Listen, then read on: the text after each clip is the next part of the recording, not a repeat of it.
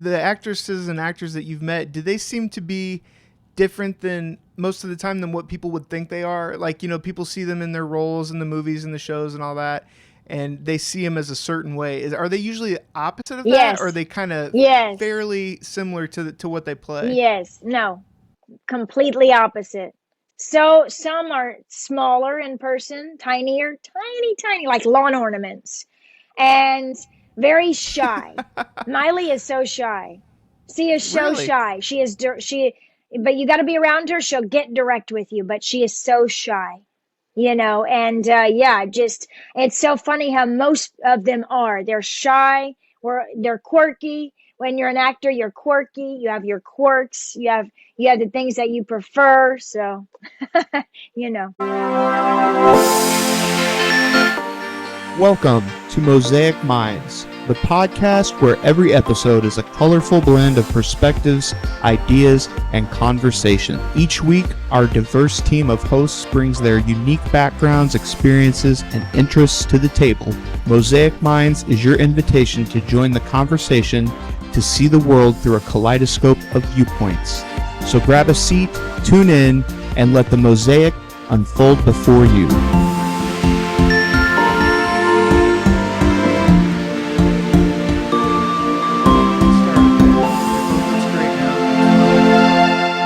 Welcome to another episode of Mosaic Minds Podcast. My name's Nick, and today Jason is not with us. He is at a fishing show for all you fishing people out there that we talk to all the time. But today we have an awesome guest. We are joined by Holly Hester. Holly is an actress. She is a writer. She's a painter. She pretty much does all kinds of things, but I'm going to let her talk to you a little bit more about that. But Holly, welcome to the show. Thanks for being on. Thank you so much, Nick, for having me. Absolutely. So if you could just tell our audience just a little bit more about you, your background, kind of where you started. I know you did some child acting and that kind of thing. So kind of where you started and how you got to where you are now. Absolutely, Nick. So I grew up in church. I grew up in a church girl. I am not religious. I grew up in church. I would rather say I'm relational than religious as far as that goes. So I grew up in church, and I grew up in a normal, family in the neighborhood. The struggles really didn't arise until later on. Because although I grew up normal, it was never normal for me in particular. I was one of those odd man out kids, so to speak. When you're unfiltered, you've noticed that you've been diagnosed with all sorts of things. So really, there was some dysfunction in the functional. I had a great mother, to help me through these things and things. But life wasn't always great. Life was not always great, despite the normal neighborhood that I grew up in, despite being raised in church. A lot of things were still, a lot of things were still not brought to light. There is not as much awareness as there is now. So I started writing. I started doing things because I grew up abnormally. I grew up way fast because one of my parents was actually clinically diagnosed bipolar. And so there was a lot of stuff going on. And so for my siblings and I, for my family, we grew up very strong. But I did not do things normally as far as that goes. I was very creative as I paint now. Some of that creativity now is great and is applauded. It was not applauded in the 90s. We had tools and things much more than the 60s, much more than my mother's generation, than my older brother's generation. But by the time it came to me, we had a lot of tools, but there was still not enough. There was still like, okay, now what do we do with these kind of things, with that? What is the church not giving? Some of these things just come out. They're suppressed and then they come out later on. So until it came out, I started writing. I was a very creative kid. I didn't have a lot of friends. So I started writing. I started, acting. I started in school. I started being in a lot of plays in school and things. And one thing led to another. I had acting classes. I was set up in that way in life. Moved to California from my little suburbic atmosphere that I thought I was just too cool for school in, and got into acting classes. got on sets, was advised to just get the experience of it. So I did a lot of extra work and this and that, developed, really honed in on the craft. Well, that connected me to some people that I did not know later were going to be instrumental. And so what happened was after that, I just started doing my own things. I just sort of, networking and finessed myself, and more doors started to open as far as acting goes, as far as script writing. I really, really, cut my teeth on some things. And so, it's not overrated to lean on people, lean on relationships and to lean on them for a long period of time and just, grow in that aspect. So church kind of helped in that aspect because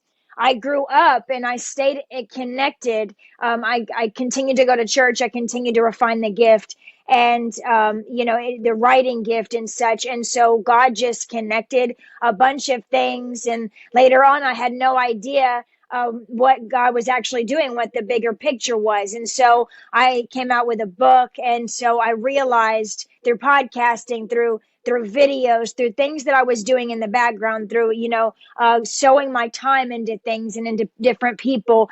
I did not know later what was going to come out and how many people I was going to actually grow. And, like I said, I've seen lives change since then. I've seen, people that are not into what message in particular I have it because I've overcome a lot. I was diagnosed epileptic. I've overcome, as far as abuse goes, and just like I said, and I thought it was a misconception being it's always a misconception. You feel like you're the only one until later on, you're not the only one until later on a movement is formed. And so I really felt like I was being in the groove of this movement that was happening. And lo and behold, it's still of movement today.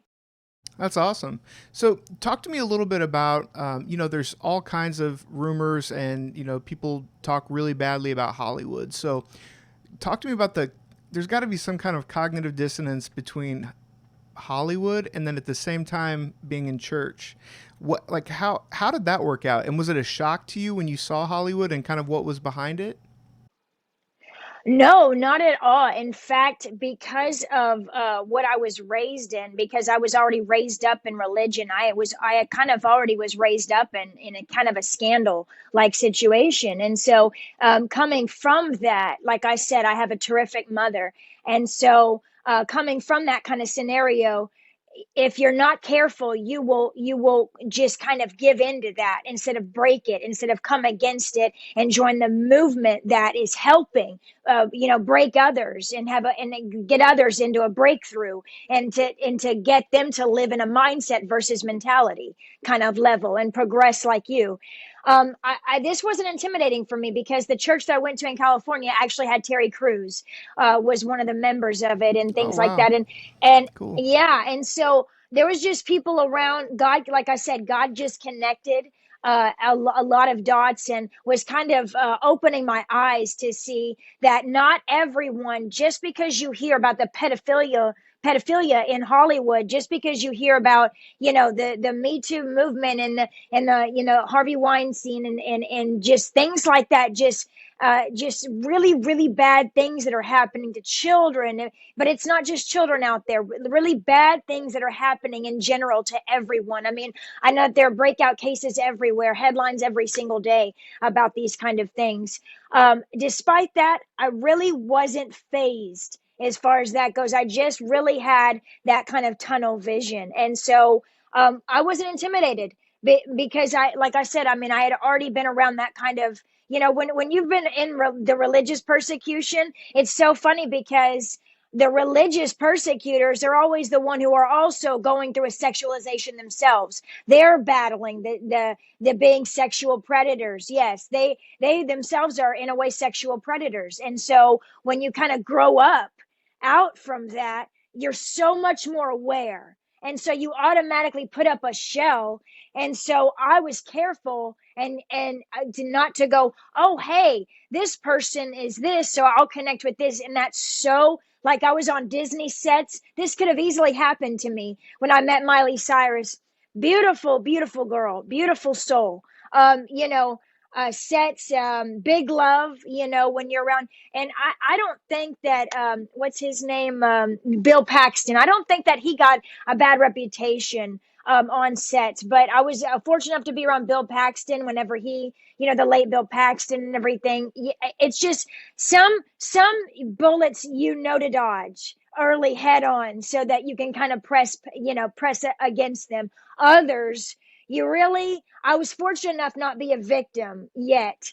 Much unlike the other Disney stars who were victims of pedophilia and stuff like that, I was lucky enough to let that come out in the wash later and me not be a victim of it. So I kind of dodged that. Do you feel like that your faith was kind of your strength there, and that's kind of what kind of put a protective bubble around you? Absolutely. And really timing. And I was going through a lot of health things. So I kept going back to my home state while, trying to continue an acting career. I mean, I didn't even really go to regular school. I was in charter school. And in my charter school, there were a lot of models, like Stevie Wonder's daughter. I went to school with her, things like that, where it's just, I definitely felt like God had a plan there. I definitely felt like my faith was directing me in that way.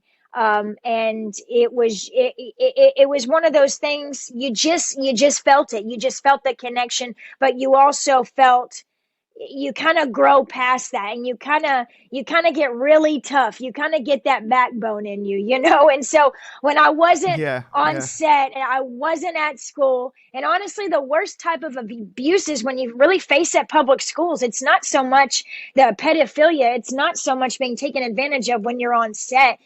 Because you're constantly on set, you're constantly looked at. It's like a fishbowl.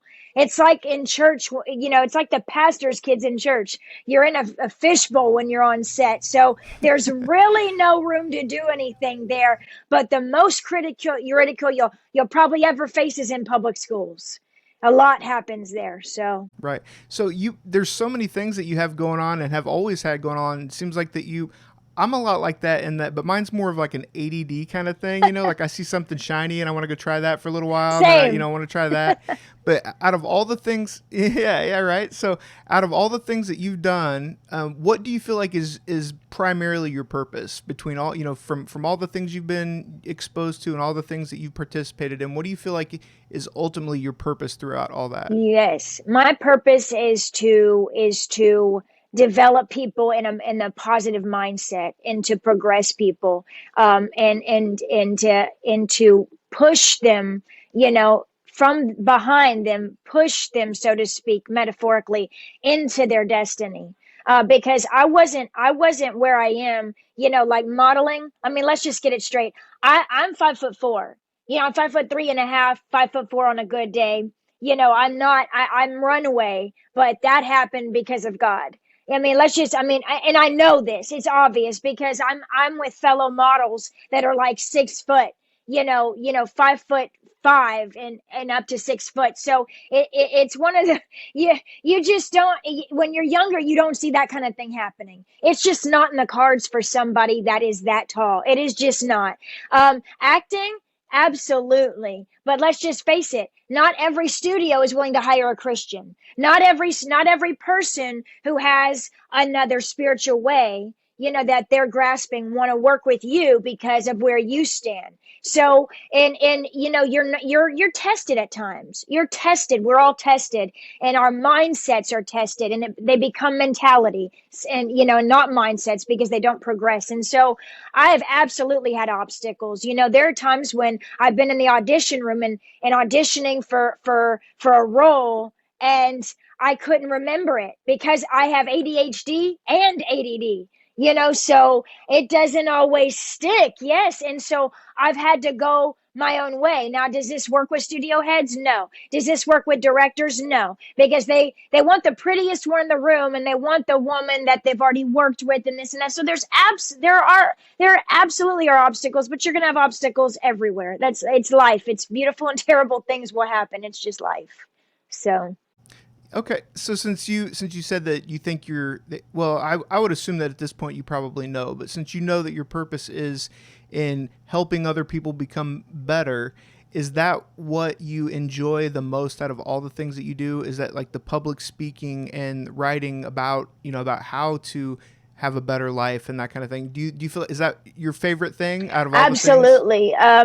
Any time that I can keep someone from really the pit of hell, and so to speak, in a mindset, I would love to do that. Anytime that I can talk somebody off a ledge, anytime that I can just and stir someone up.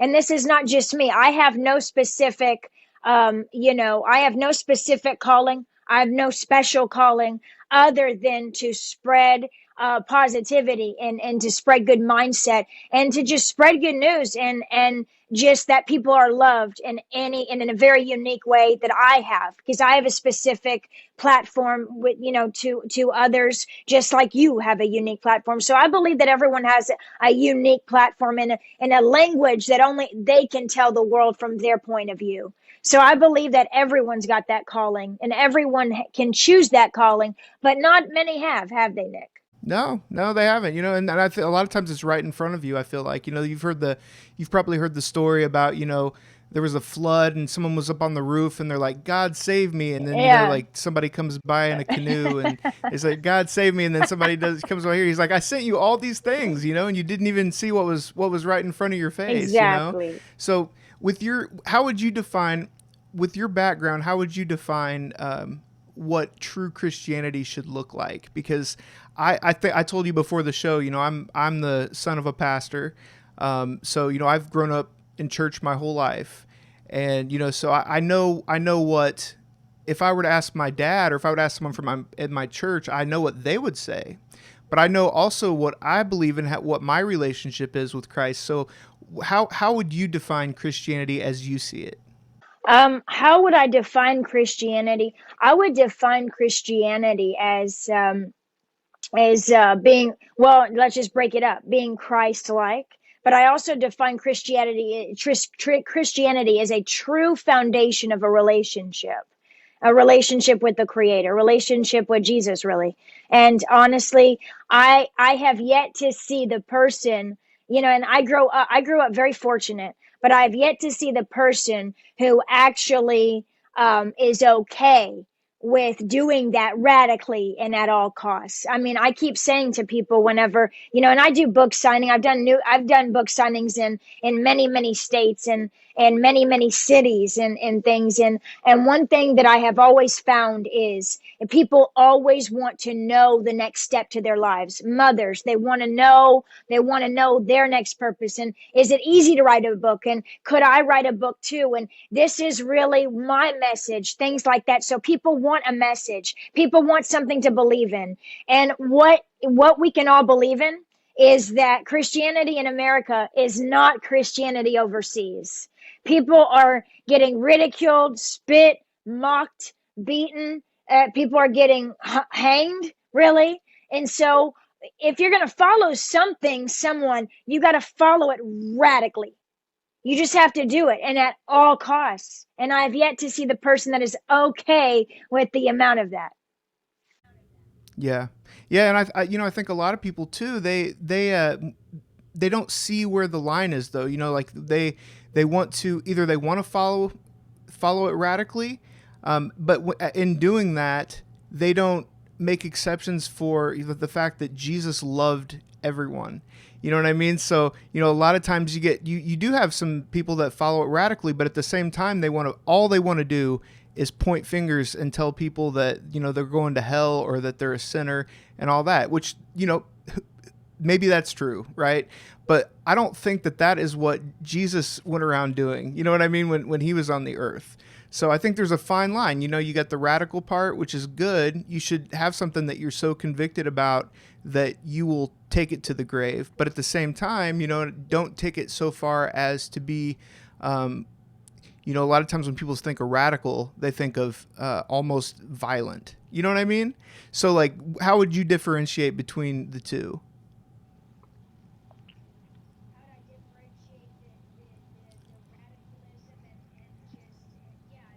Being a loving Christian, yeah.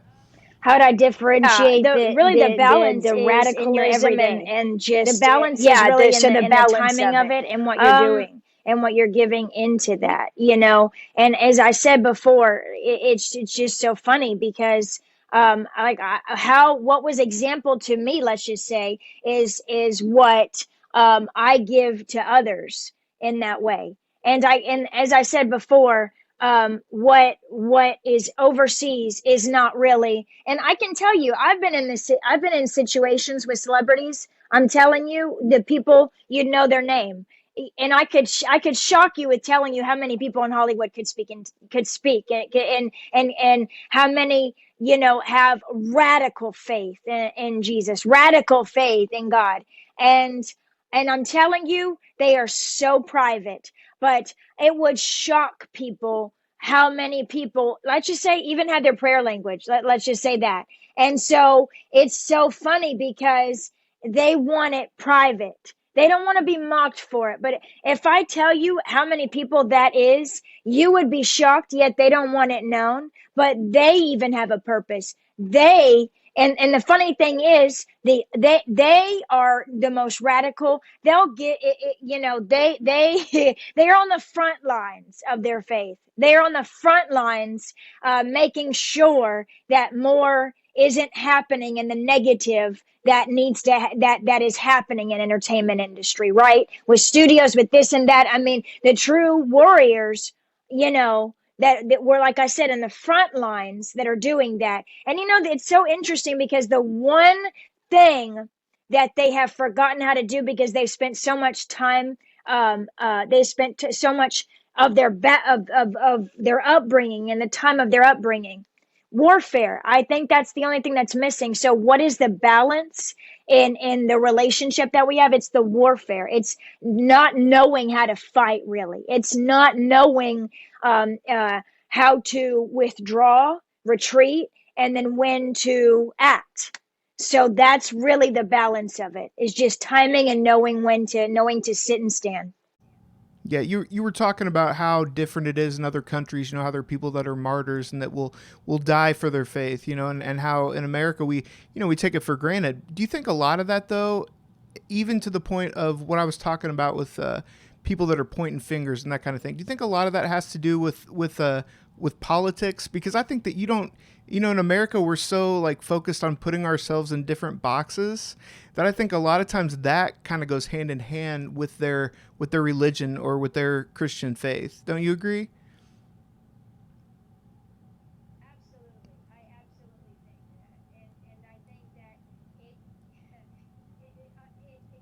Absolutely. I absolutely think that. And I think that it it definitely has to deal in politics. Absolutely. And what has been the mistake of our world right now is mixing politics and entertainment, when they just don't go. How many microphones have people put up to entertainers and ask them questions that you would ask a politician?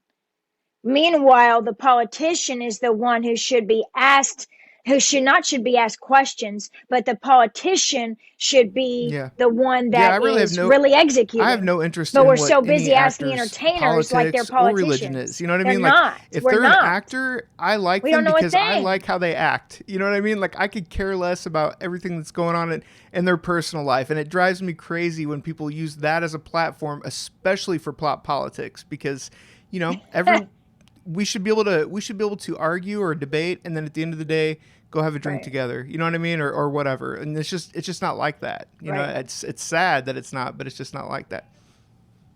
Yes, and what I mean by entertainers is specifically musicians. If I see another musician that has been asked where they think the country's headed, it's really not a good. It's not a good thing to ask a musician where they think the country is headed, because they want to ask to be something because their publicist has already told them what to say, so that they can they can have page 46 in the US Weekly article, just for that. Then don't write about them that night. Move on to another person. I'm not saying that all actors shouldn't be in politics.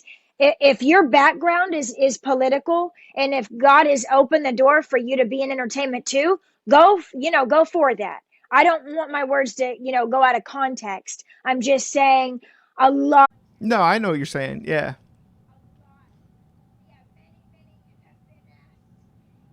Yeah. Totally agree. Yeah, I mean, I Yeah, feel like that many people, have been actors and asked, musicians, alienate questions that a they are certain not group of equipped to people answer. whenever they talk about it. Regardless of what side of the aisle that somebody's on, or regardless of what their religion is, when you talk about it, you're alienating a whole nother group of fans. So to me, it's not a good service for them at all to talk about it in any form. Right, right. Well, because then, and I've seen this many times.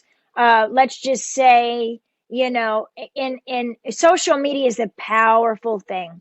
Social media is a very powerful thing because all this person would have to do is to be asked a question. Then the next thing you know, their followers are going in the footsteps of them instead of saying, "What do I do, Mom? What do I do, Dad? How do I deal with this?" They're letting a celebrity victimize them in that way. And what it kind of boils down to is we need to teach our young. We need to educate our young more on voting. We need to educate our young more on books. We need to let them read more books. We need to pass skills down to them. We need to do more for our youth. And I'm not talking about just Z generation. I'm talking about the current one that has made its way back from the 1970s. What is it? The consumer generation, the buyer's generation. Yeah. Yeah, well, let's talk a little bit about you're a painter, right? So let's talk a little bit about your paintings, because I understand that you have gotten paintings. You've had exhibits and whatnot, right? Yes, yes. I have two paintings actually that are on display in the BG Gallery in Santa Monica. And so, yes, one of them is a Humphrey Bogart and Ingrid Bergman painting. It's Casablanca. They're both. If those that have seen Casablanca painting, the movie. I replicated the painting where they're behind the scenes. They're actually behind the director, or they're in front of the screen. The director is behind them filming, and it's a rainy, snowy night. And they're both holding each other. Very, very famous. And they're with each other, and it's black and That's white. cool. So you're Yes. seeing it from the other side of it. Yes, yes. Okay, I, I that's very I cool.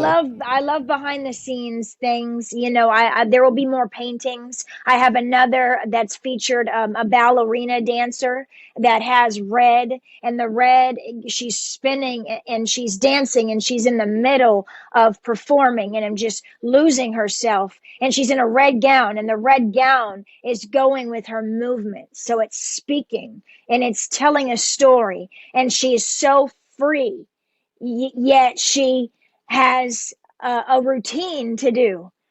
So if you love art, it's I definitely recommend looking into that, and I've definitely posted my work. But yeah, it's featured there. A lot more paintings, like I said, they'll be in a lot more galleries. I'm working with one gallery in New Jersey. There will be a lot. So yeah, it's good stuff. I love beautifying, and I can even do self portraits. Oh, very cool. Yeah, well, I mean, you're clearly a very passionate person, so that's probably why you've excelled in so many different things. Is because whatever you do, you're putting your whole heart and soul into it. I mean, is that a fair statement? It's very fair, Nick. It's very fair statement. I love it, and I believe in passion. All right. Well, let's talk a little bit about your book. Now, I think you've had a couple books, right? Okay. I have just one, but you are right. I'm working on the Okay. sequel to it. It is actually, and this is it right here. It's called Higher Living, and it's about mindset versus it's about mindset versus mentality is where that was birthed from. And I I I gathered this book out of life, from my upbringing, from research. This is really my heart and soul from this book because it's about beginning. Like I said, I listen to a lot of people who don't know where to begin in life. They don't know where to convey the message in their heart. And so I tell them, just begin. A quick interlude into that is a chapter in my book. It's called Blueprints. It's called a chapter in my book is called Blueprints, and it's this Zhang Yao is he's a very famous landscapist, and he created some of the best landscapes, China, Japan, whatever, that you'll ever see. And he did this in record timing, and he did this without an education. He probably had some schooling, didn't even he doesn't have a Right. master's, but what he did was so significant. He started in business. His parents were not for him. He actually started in the AC business, in the air conditioning business. He didn't even start on building blocks. You know how you play as a kid, you play with the building blocks, builder's blocks and all that, where you play with, or you just build certain things as a kid. My niece does that. She'll just build things. You'll leave a kid alone, they'll build. You think, okay, Zhang started like that. He did not start like that. He started in the AC business, but he started in advertising. He built his Isn't way that up. isn't He that owned his true on first like business even a at a smaller very scale young too? A lot age. of times, So he started, and you can and probably relate to he this ended up. since you He said made that records. since you said you're ADHD also, so you can probably relate to this. But a lot of times It's it's like amazing.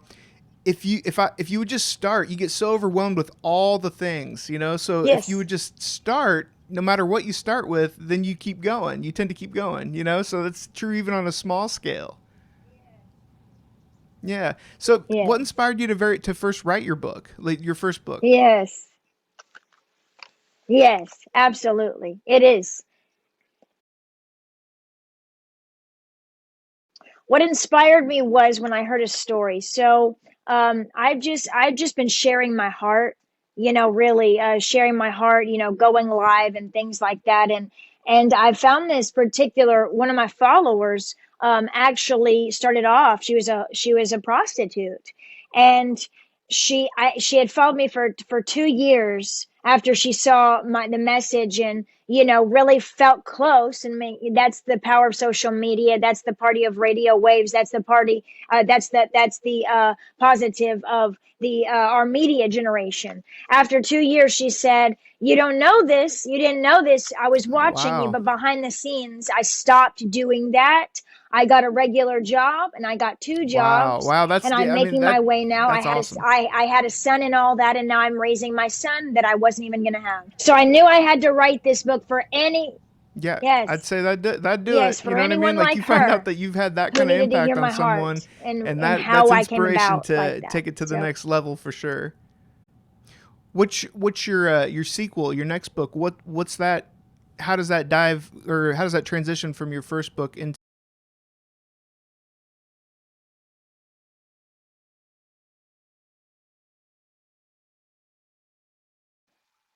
because the way society is right now, we are living in a very uncertain and chaotic world, and with fires breaking out everywhere, with things that are happening, with abuse and things, with so many things, and diseases and things, and oh, they found a cure, but yet pharmacies and all the corruption that is going on right now. It's hard to keep this right, Nick. It's very hard to keep the mind right. And so my next book is a lot more of my heart, a lot more nitty gritty, course, but it's about, because my message is about mindset versus mentality, and it's dealing with the mind. A mindset is progressive, but a mentality does not progress. And I'm going to be talking more about the difference in a mindset versus mentality in higher living. So the sequel to that be, how do you live a higher life? How do you, once you, okay, I've begun, Holly, but my mind is still Okay. struggling. Well, So then I I'm know going to that you wrote a whole book continue. about it, I'm so I going know to you can't I'm going break to it down into too continue much of a to nutshell, teach but you how if you to could just kind of keep break it that down into mindset a smaller progressive. piece, what is the difference between what is the difference between mindset versus mentality?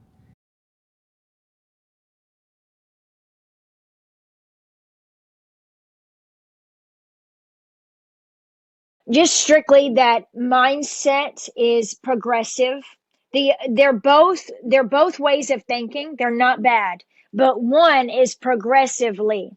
It's progressively acting on a thought. It's progressively acting in your thinking. A mentality is it's your mental. It's in and it's only and it kind of stops once you get to a certain area, because and it might sound negative, but they're not. Their mindset and mentality are the ways in the brain of thinking from our upbringing, from our choices, etc. But really, mindset is more dealing with our choices that we go on in life. There's choices and paths, and when we go in those choices, when we progress in the choices, so it's really more about progression and our choices of our mindset and what's going on in our mind. And you can be sure that for a person that has been diagnosed epileptic, been diagnosed ADD and ADHD, and has overcome a lot of things. This was really hard to channel, but redirected in a great direction. There's hope for me. There's hope for you. There's hope for you. There's hope for Yeah. someone So else. for It somebody doesn't that make me is any that's more struggling special, right but it now makes that me share to desperately you needs my your heart book, and soul and the needs to learn perspective of how myself. So how hopefully to I can get help. started, how would you tell them, someone that's just so overwhelmed by everything, like I have all these things I need to do, how do they get started? Like, what is the key to getting someone off the couch and actually getting them going in some direction, even if it's a temporary wrong direction, in order to get to the right direction?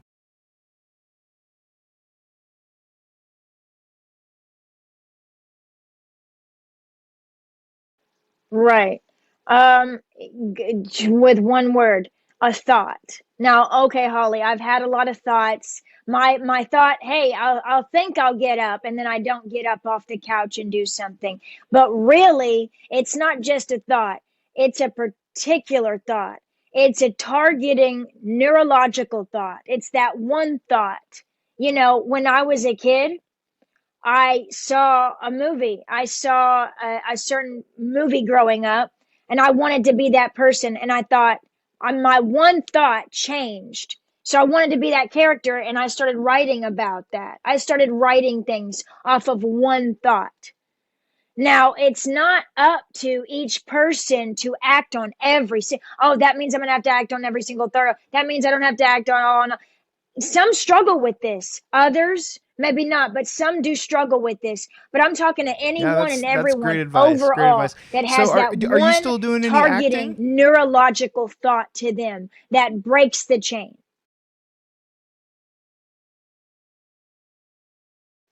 Yes, I'm actually going to be in a fan like an action film, a fan action film. And I have no idea the release date on that. They're probably going to delay for the release date because of what's happening right now with the fires and things.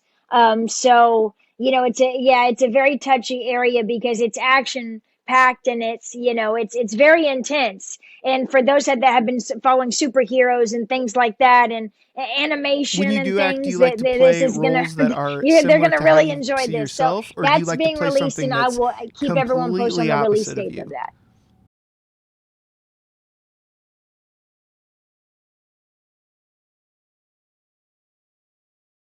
I like to play things that are challenging, things that press me. But it's definitely that angle. It's definitely like I've done comedy, so I love being funny.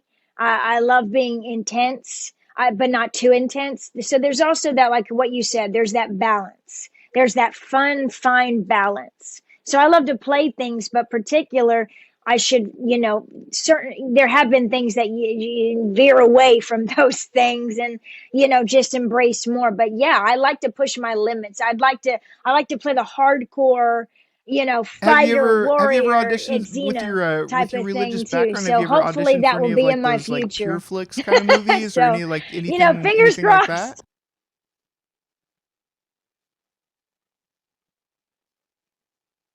You know, yes, and I was in talks with producers for a role, actually, for a role that had Amy Simple McPherson. I was in talks with them. I don't know what delayed that. I really don't. I guess because of like seeing if her story could work and, doing it in some way. I can't talk much about it if they're still going to do it, but it was very interesting to see that. So yeah, hopefully that will be in the future too. I could definitely see that happening because Amy Simple was, she was media driven. She was intense too. She was direct. There are a lot of unreligious women that are intense and that The have actresses and captivated actors the that you've met, cameras, do and they then seem there to have been be religious women that have different done it. than So most of who the time knows? than Who what people knows would what think this they next are? movement's Like, going to people bring? see them in their roles in the movies and the shows and all that, and they see them as a certain way. Are they usually opposite of that, or are they kind of fairly similar to what they play? Yes, yes, yes. No, completely opposite. So some are smaller in Really? person, tinier, tiny, tiny, like lawn ornaments, and very shy. Miley is so shy. She is so shy. But you got to be around her. She'll get direct with you, but she is so shy. And yeah, just it's so funny how most of them are. They're shy, or they're What's been quirky. one of your When you're an more actor, you're favorite quirky. You have your interactions quirks. with a You have the things that fairly you notable prefer. celebrity? So, you know.